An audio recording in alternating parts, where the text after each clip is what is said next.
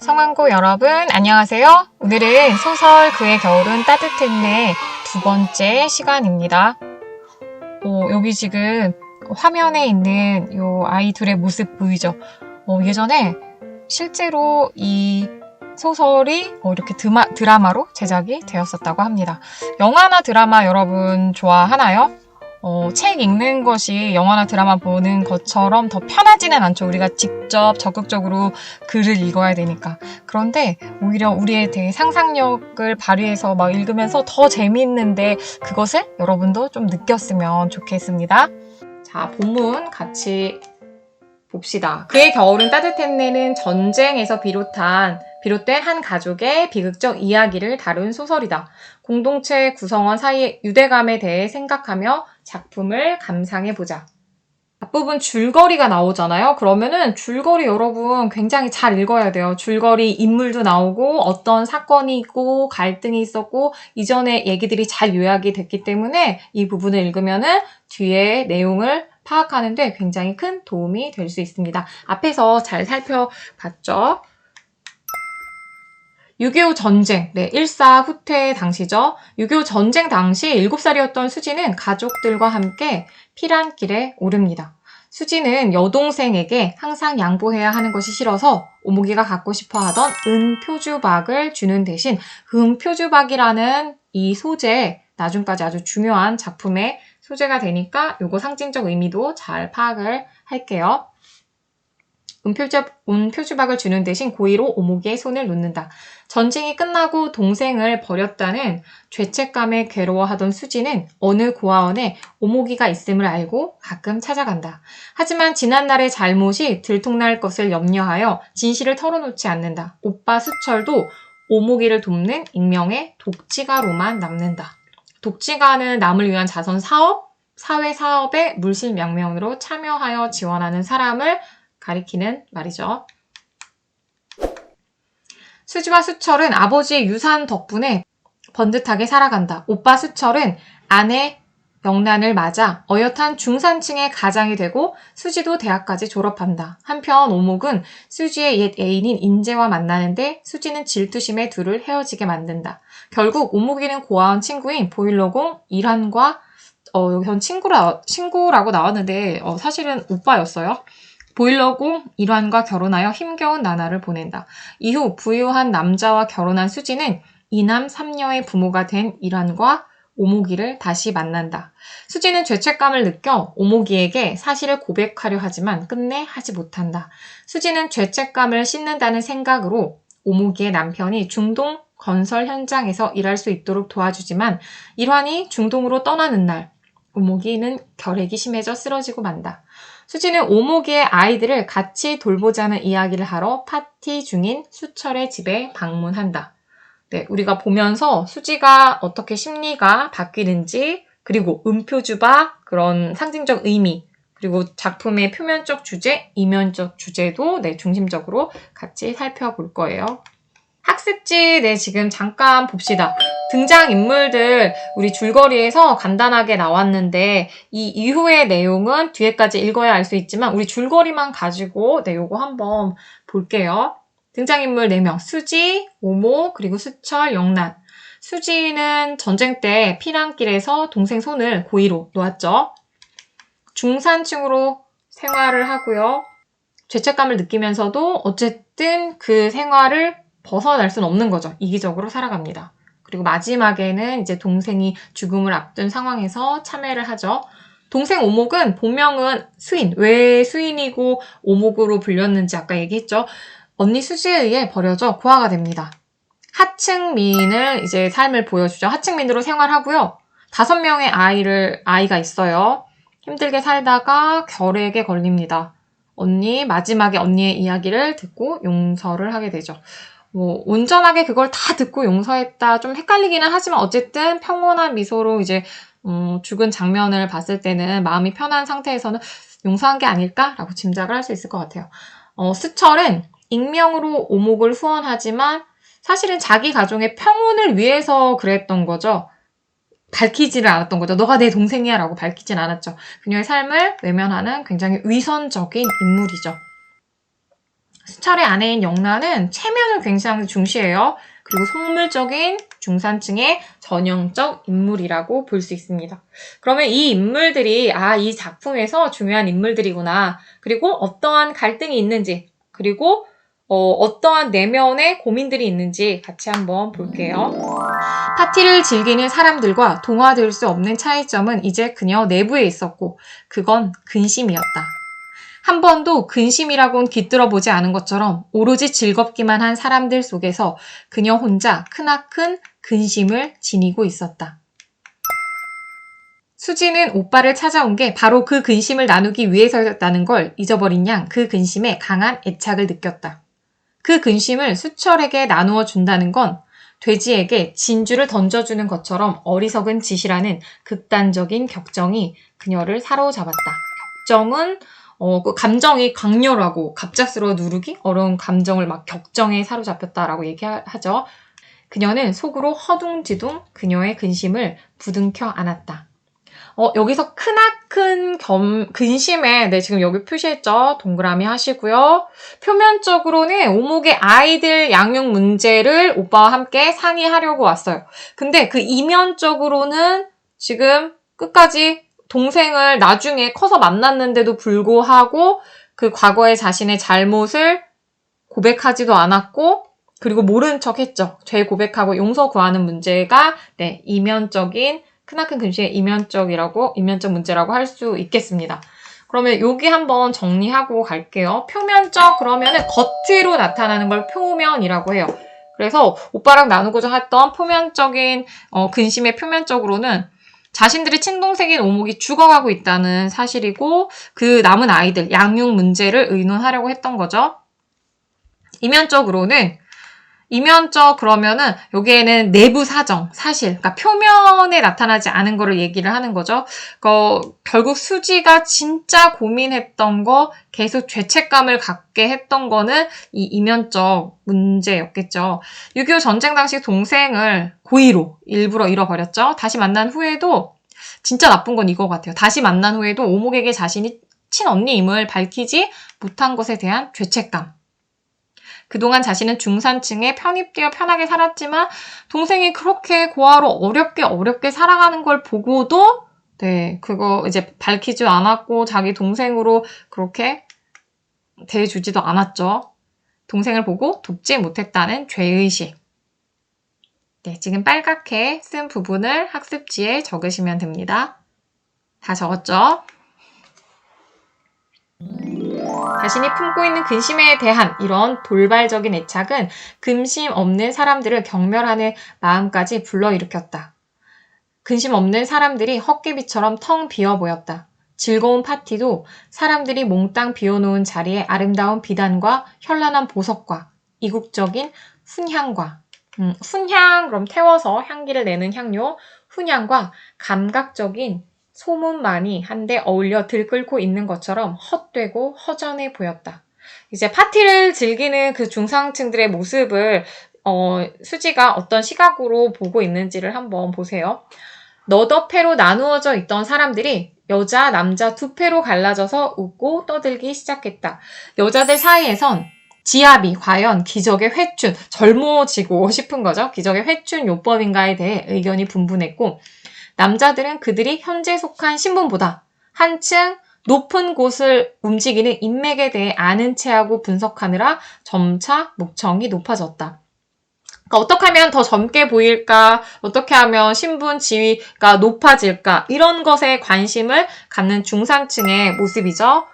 거기에 써둘까요? 외모나 신분 상승에만 관심을 갖는 중산층의 모습.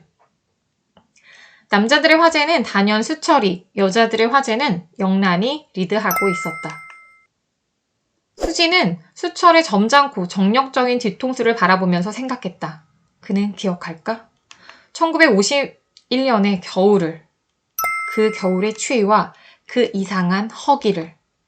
1951년 겨울에 어떤 일이 있었죠?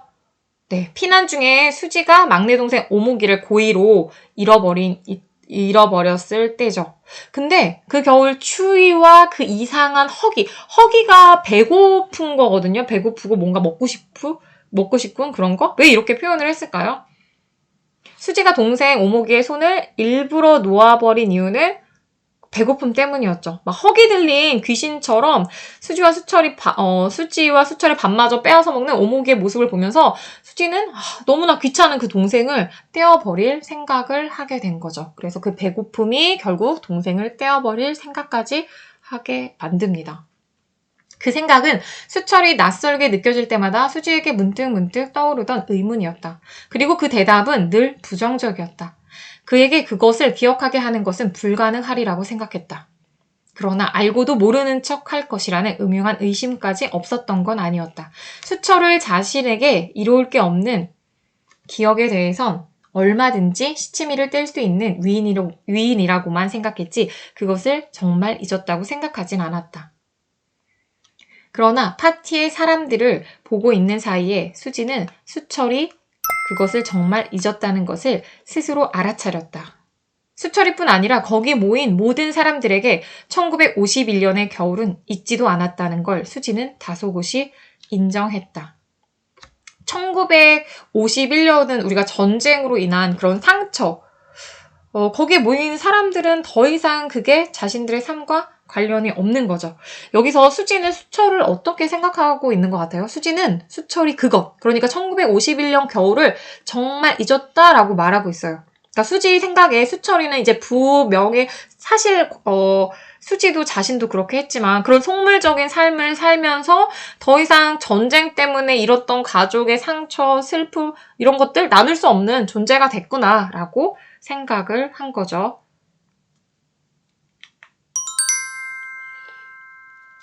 그 겨울은 결국 나만의 것이었어. 그 겨울이 없었던 사람하고 어찌 그 겨울에 죗가를 나눌 수 있기를 바랐던고. 여기는 수지의 독백이 제시가 되는 부분이에요. 죗가는 이제 죄가 된 허물. 너무나 큰 잘못을 저질렀죠. 여러분, 이 작품의 시점이 뭐죠?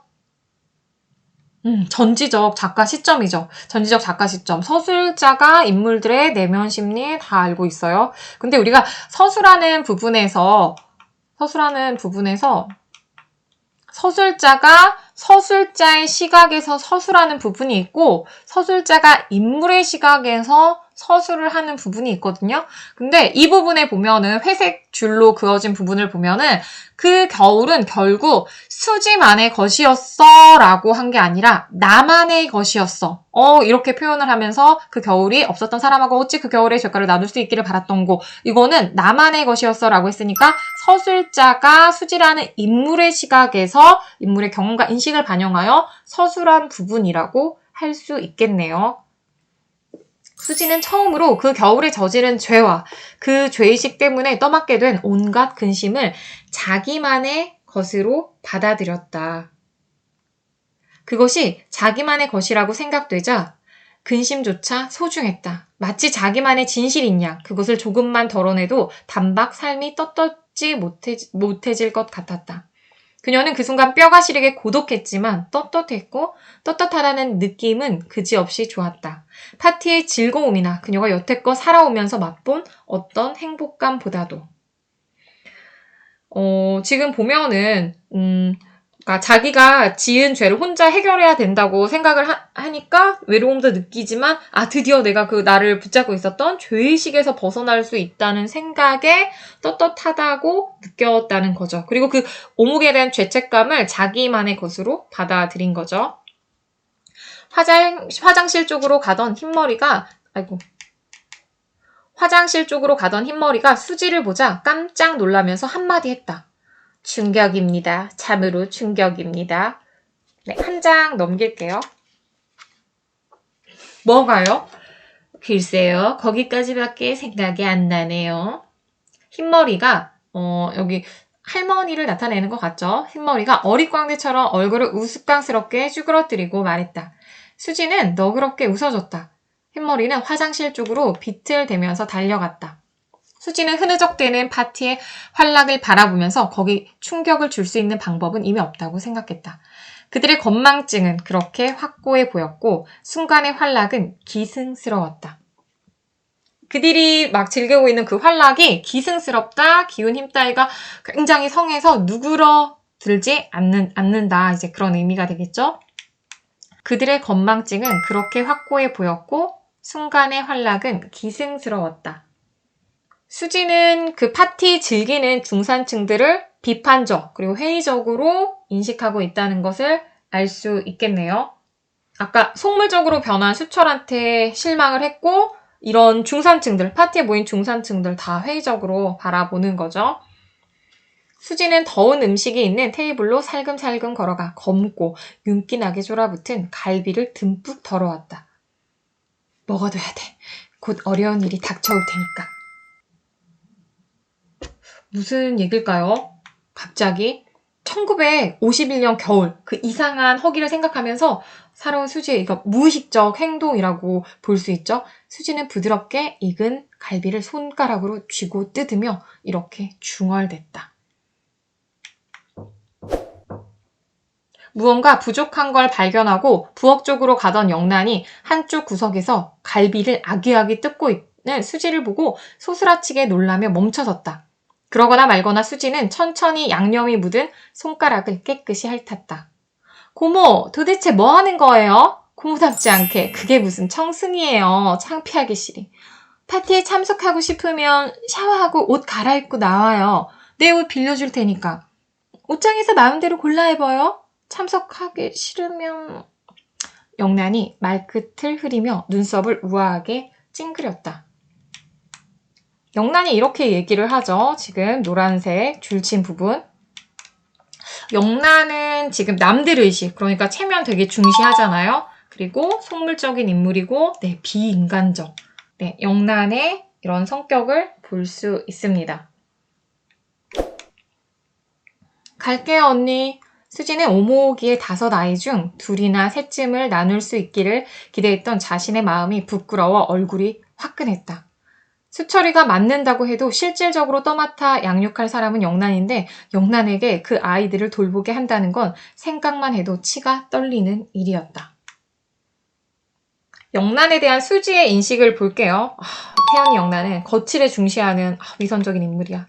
비인간적이야. 그러니까 그 아이들, 오모기가 이제 죽고 나면은 남겨지는 그 아이들을 몇 쯤은 나누려고 했는데, 그 아이들을 키우게 그렇게 정이 없고 비인간적 인물이니까 그 아이들을 키울 수가 없어. 맡길 수가 없다라고 생각을 하는 거죠. 맡기고 돌보게 하는 건 고사하고 그 아이들을 천인이나 거지 대하듯 바라다 볼 영란의 교만하고 정없는 시선 앞에 그 아이들을 잠시 내보이는 것조차 단연코 허락할 수 없다고 생각했다. 생각만으로도 그것은 그 아이들에 대한 최악의 모독이었다. 하마터면 큰일 날 뻔했지 뭐야. 수지는 속으로 이렇게 중얼대며 마치 그 아이들이 그 앞에 있는 양 허둥지둥 영란의 시선을 피해 그 아이들을 치마폭 가득, 품속 가득 껴안았다. 마음속으로 껴안은, 그러니까 실제 껴안은 게 아니라 지금 자기 마음속으로 껴안은 거죠. 그 애들의 체온은 생생하게 따뜻했고 가슴이 찐하도록 사랑스러웠다. 남의 자식을 그렇게 찐한 마음으로 안아보긴 처음이었다. 수지는 자신의 죄책감, 죄의식을 덜기 위해서 그 이전부터도 계속 고아원에 자선활동을 하고 고아원 아이들을 많이 만났지만 정말 마음을 다해서 그들을 사랑하고 돌보고 하지는 않았었죠. 위선적인 모습이 있었는데 여기에서는 지금 달라진 모습을 볼 수 있네요.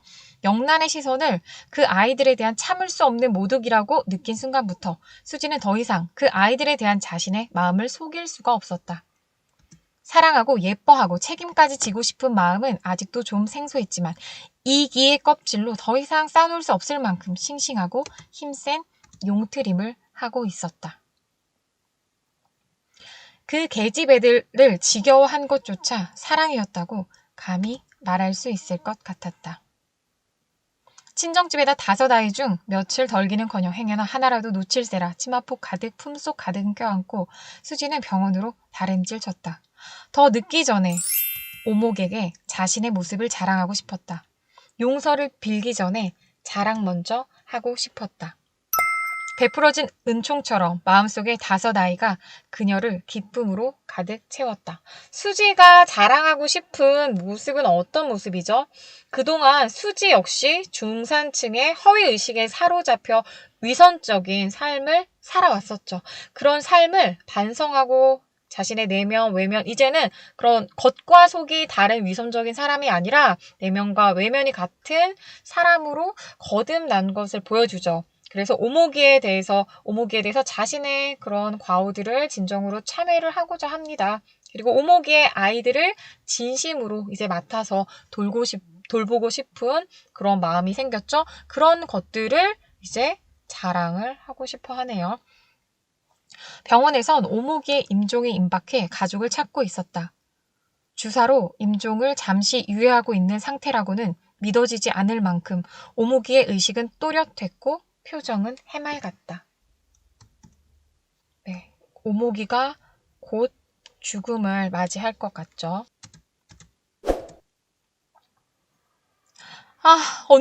언니 어디 갔었어? 못 보고 죽을까봐 얼마나 조바심 했는 줄 알아? 죽기 전에 꼭 하고 싶은 말이 있었거든. 진작 할 걸 왜 여태 참았나 몰라. 죽을 때까지 나 미련한 건 하여튼 알아줘야 한다니까. 오모기는 마지막으로 재미있는 농담이라도 한 것처럼 장난스러운 미소를 띠고 이렇게 말했다. 그러나 그녀의 목소리는 숲속길을 거닐 때 문득 옷소매를 스치고 나무들 사이로 도망치는 미풍이나 환청처럼 인간적인 애증과 갈등이 남김없이 걸러진 고요하고 무심한 것이었다. 오목이 모습이 죽음을 앞두고 어떤 삶의 미련, 아쉬움 이런 것들을 가지고 있는 게 아니라 그런 것들을 다 버리고 좀 담담한 모습이라는 것을 알 수 있죠. 그런 오목의 목소리는 죽음의 끝까지 따라다니는 설마 하는 비현실감을 단숨에 몰아냈다. 그리고 죽음을 직시해야 하는 일을 피할 수 없게 됐다는 크나큰 두려움이 수지를 엄습했다. 수지는 떨리는 소리로 말했다. 한 장 넘길게요. 오모가 나야말로 할 얘기가 있었는데 진작 했어야 하는 얘긴데 왜 여태껏 못했나 몰라. 미련하기 싫어. 자신이 오모기를 버린 친언니라는 사실 밝히고 오모기한테 이제 용서를 구하려고 하죠. 언니, 내가 먼저야. 오모기가 섬뜩하도록 강경한 목소리로 말하면서 믿을 수 없을 만큼 바싹 마른 팔로 허공을 휘저었다. 언니, 내가 언니를 얼마나 싫어했는지 언니는 아마 모르고 있었을 거야. 고아원에서 처음 언니를 만났을 때부터 난 언니가 싫었어. 왜 그렇게 미웠는지 아마 질투였나 봐. 언니 제발 용서해줘. 일생에 누굴 그렇게 미워해보긴 언니가 처음이자 마지막이었어. 고아원에서 왜 그렇게 싫어했을까요? 오모기가 고아원에서 본 수지 행동? 그 가식적인 것을 느꼈던 거겠죠? 그리고 오히려 용서를 구해야 하는 사람은 수지인데도 불구하고 오모기가 지금 이 상황에서 수지에게 용서를 구하고 있어요. 그때 느끼는 수지의 심정이 어땠을까요? 난 미움받아 싸단다. 난 널 용서해 줄 자격도 없어. 내 죄를 네가 안다면. 동생을 일부러 버리고 외면하고 일기적으로 살아온 그 죄를 아직 다 말을 못했죠. 언니, 내 말 안 끝났어. 내 말 먼저 할 테야. 나에겐 시간이 없으니까. 근데 언니, 내 미움은 참 이상해. 내가 남을 내 마음처럼 믿고 의지하기도 언니가 처음이었으니 언니를 다시 만나기 전에 난 이미 죽었어야 했어. 막내 낳을 때 안 죽은 걸 의사는 기적이라고 말했지만 그때 난 죽을래야 죽을 수가 없었어. 아이들을 어떡하고 죽냔 말이야. 언니도 알다시피 우리 두 내외가 다 고아 아니야? 다 망가진 몸을 정신력 하나로 살아있다는 게 얼마나 고달픈 일인지 언니는 아마 모를 거야. 그때 언니를 다시 만난 거야. 언니를 만나고부터는 정신력으로 살아있는 그 지겹고 고된 일로부터 노연할 때가 됐다 싶은 생각이 왜 그렇게 분명히 떠올랐을까? 참 이상해. 아무튼 자기가 죽은 후 자기 어린 자식들을 마음 놓고 맡길 수 있다고 생각할 만큼 누구를 믿는다는 건 동기간에도 여간 위에 있는 동기간 아니면 있을 수 없는 일인데 난 하필 죽도록 미워하고 있다고 생각한 언니에게 그런 걸 느낀 거야. 언니에게 힘든 짐을 지어주려고 일부러 꾸민 얘기가 아니야. 꾸민 것처럼 이상한 얘기지만 정말이야. 자기 자식을 안심하고 맡길 수 있을 만큼 남을 믿을 수 있다는 건 너무도 큰 은총이야. 언니, 정말 고마워. 언니에 대한 내 믿음과 사랑과 감사의 표시로 언니에게 이걸 주고 싶었어. 이건 내 전 재산이자 내 모든 거야. 내가 죽는 날까지 알기를 그렇게 원했지만 결국 못 알아내고만 나의 정체까지도 아마 이 속에 포함되어 있을 거야. 내가 고아가 되기 전부터 지녀온 유일한 물건이거든. 은표주막이죠. 난 이걸로 내 정체를 어떻게든 건져오려 보려고 무진 애썼지만 허사였어.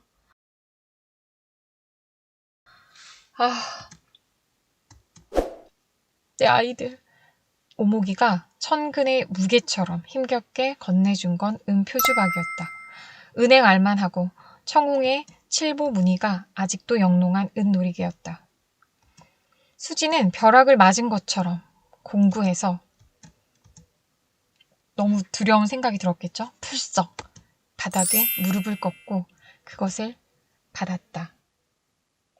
오목이에 대한 정말 미안함, 죄책감을 느끼며 이제 자기의 삶을 참회하는 그런 모습을 보이죠, 수지가. 어쩌면 수지가 지금 꺾은 것은 무릎이 아니라 이기로만 일관해온 그녀의 삶의 축이었다. 마침내 그것을 꺾으니 한없이 겸허하고 편안해지면서 걷잡을 수 없이 슬픔이 밀려왔다. 네, 여기서 우리 작품의 핵심 소재인 은표주박의 상징적 의미를 짚고 갑시다. 은표주박. 수지가 피란길에 이제 너무나 자신의 안 그래도 배고픈데 막 밥을 뺏어 먹고 그러는 오목이에게 관심을 돌리기 위해서 은표주박 보고 이렇게 고의로 버리죠. 관심 쏠리게 해서 길을 잃게 합니다. 네, 그 장면 잠깐 한번 볼게요. 그 대단한 은표주박 놀이개를 꺼내보는 수지의 얼굴에 마음이 얼음장 같은 어른의 미소가 감돌았다. 그게 보물이 아니란 극비를 실은 진작부터 알고 있었다는 듯이 노련한 표정이었다. 그러나 곧 먹을 것을 빼앗길 때 같은 애처로운 체념과 언니다운 양보심을 최대한으로 발휘한 착하디 착한 얼굴로 그것을 오목이 소나귀에 쥐어주었다. 너 가져. 정말? 오목이는 그 꿈같은 사실에 도취해서 청홍의 칠보 무늬가 신비하게 반짝이는 은표주박을 두 손으로 애무했다. 오목조목한 예쁜 얼굴이 기쁨으로 빛난다. 수지는 자연스럽게 오목이의 손목을 놓쳤다. 혼자가 된 수지는 허둥지둥 사람 사이에 휩싸여 오목이로부터 멀어졌다. 수지에게는 그 죄악의 씨앗이었죠. 자신의 동생을 그걸 주면서 버려서 오목이한테는 불행의 시작을 의미합니다.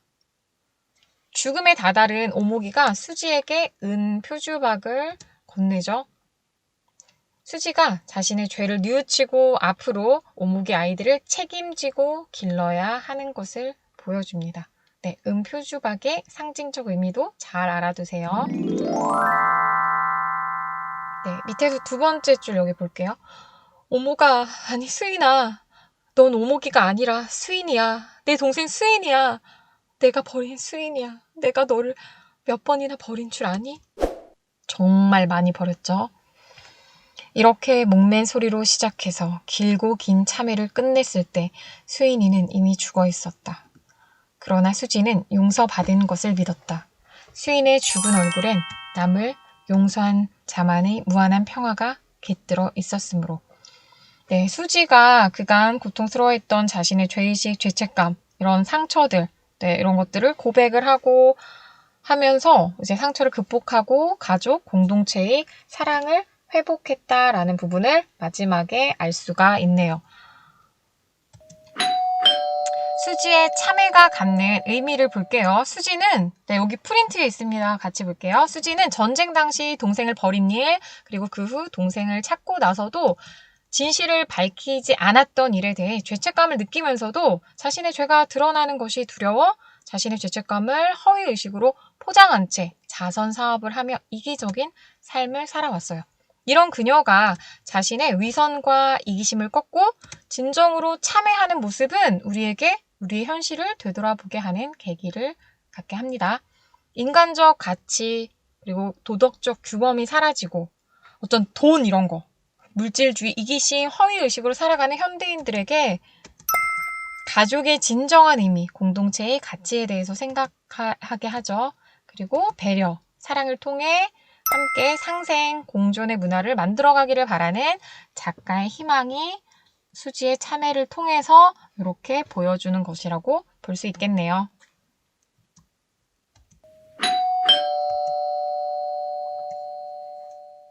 네, 거기 밑에 주제 확대도 봅시다. 시대적 배경과 표면적 사건. 네, 전쟁으로 인한 이산 가족의 비극. 보여주는데 그 전쟁의 참상만을 그리려고 했던 것은 아니죠. 그 안에서 인물들의 모습 보면은 이런 비극을 수용하거나 극복하지 않고 네, 외면하는 모습들을 보입니다. 그것이 이제 주제를 확대시키는데요. 가족의 의미마저 해체하는 이기적이고 허위의식으로 가득 찬 중산층의 모습을 드러내고 작가는 그것을 비판하고 이것을 넘어서 우리에게 필요한 것들이 무엇인가 하는 물음을 던지고 있죠. 자, 이제 정말 마지막 문학 활동을 같이 볼게요.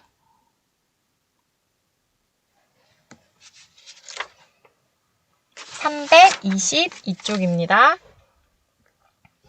오목이에 대한 수지의 감정 변화, 네, 어떤 심리 변화 어땠나요? 어린 시절 헤어질 때 자기 거 막 먹는 것도 그렇고 다 양보해야 되고 그게 너무 싫어서 양보하는 게 싫어서 일부러 오목이 손을 놓았죠.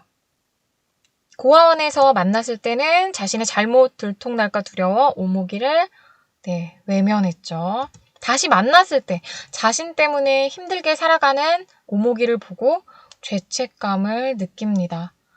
아른 채 하지도 않았고요. 그리고 자신이 과거에 대학 시절 사랑했던 남자와 같이 있는 걸 보고 오목이가 그 남자한테 호감이 있고 좋아하는 거를 아니까 그 둘을 떼어내려고 이제 오목이의 신분을 막 밝혀버리고 헤어지게도 했죠. 그리고 오목이는 이제 일환을 만나서 정말 힘든 삶을 살아가게 하죠. 그래서 이런 모습들을 보고 정말 큰 죄책감을 느꼈을 것 같습니다. 두 번째, 이 작품에서 은표주박은 오목이에게 어떤 의미가 있는지 생각해보자. 오목이가 은표주박을 자신의 전 재산, 모든 것 이렇게 말을 하죠. 오목이가 가족과 헤어지게 되는 계기가 되는 소재로 뭐를 나타낸다? 네, 불행의 시작을 의미한다. 네, 괄호 안에 불행의 시작. 오목이가 고아가 되기 전부터 지금까지 지녀온 물건으로 오목이의 정체성을 의미합니다. 세 번째, 오목이가 죽기 전에 수지에게 건네는 물건이고요. 수지에 대한 믿음을 의미합니다. 이 작품에서 수지가 오목이를 계속해서 외면하게 된 원인이 뭔지 본문에 제시된 부분을 활용해서 말해보자. 321쪽에 보면은 어쩌면 수지가 지금 꺾은 것은 무릎이 아니라 이기로만 일관해온 그녀의 삶의 축이었다. 읽으면서 여러분 수지에 대한 어떤 생각이 사실 들었어요? 선생님은 이렇게 생각했어요. 내가 볼 땐 어마어마한 쌍년 같아. 뭐 때문이죠? 네, 수지의 이기심 때문이었겠죠.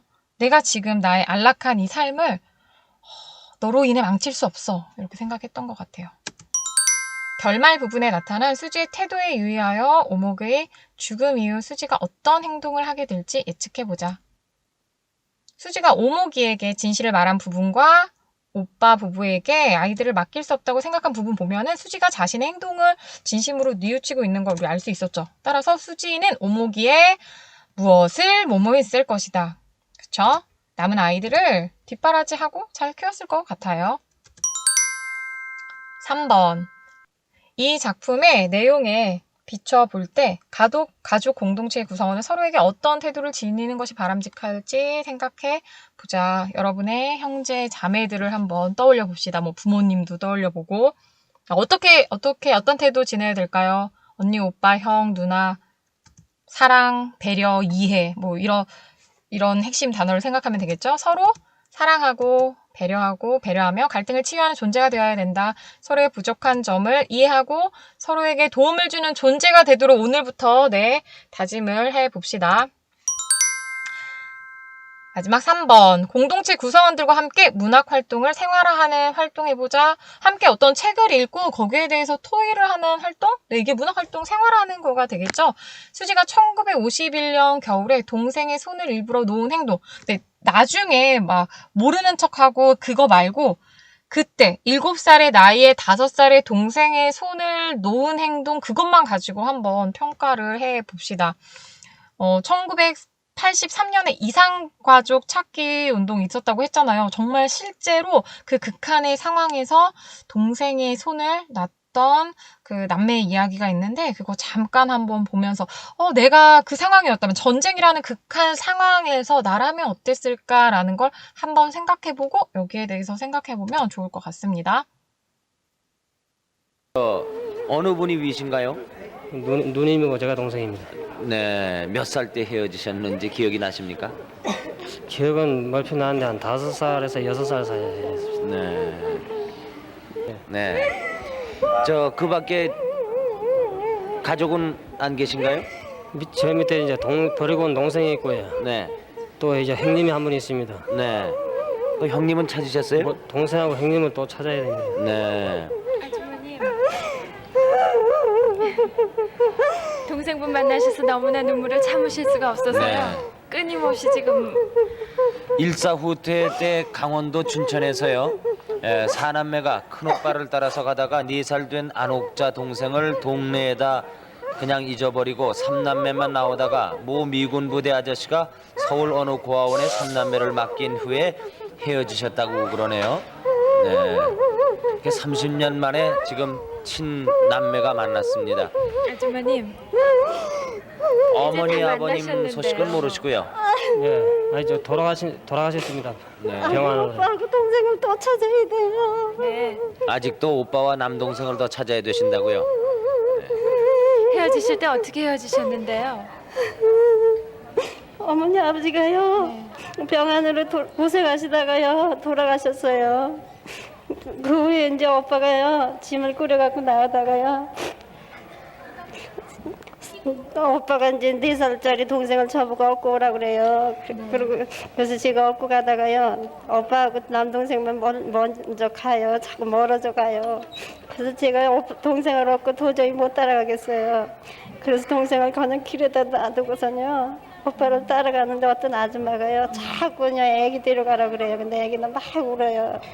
동생이 몇 살이셨나요? 동생이 3살인가 4살인가 그래요. 그리고 저는 9살이고 오빠는 12살이고 동생이 6살이고 그랬어요. 그래갖고서 이제 오빠를 이제 따라가다가요 어떤 여기 고개를 넘어가려고 하는데 빈집이 있어요. 그래서 이제 그 빈집에서요 쉬면서 이제 밥을 할 줄 모르고요 쌀을 볶아 먹고 있었어요. 근데 어떤 아저씨가 와가지고요 어디서 왔느냐고 물어봐요. 그래서 다 얘기를 했더니 우리를 데리고 갔는데 미군 부대예요. 근데 거기서 이제 하룻밤을 잤어요. 그러고는 그 이튿날 차에다 태워갖고요 서울 어느 고아원에다 갖다 놔요. 근데 맡기고 간 후에 오빠가 오줌 마렵다면서요 뒷문으로 나가갖고는 영영 안 돌아왔어요. 그리고 그냥 영영 헤어지셨군요. 네, 그래갖고 동생하고 나는 맨날 울었죠. 그러니까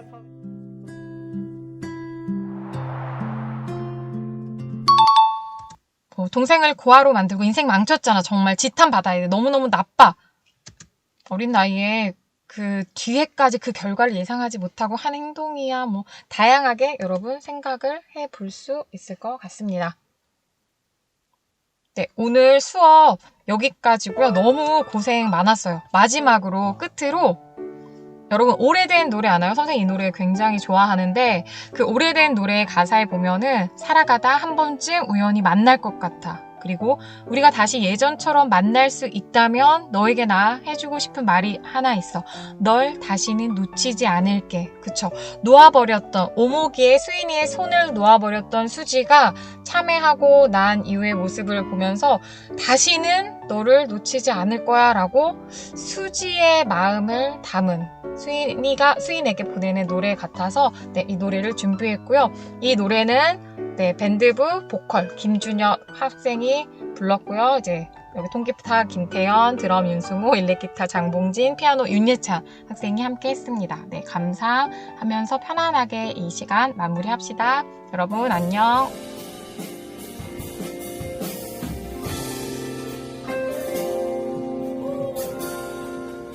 그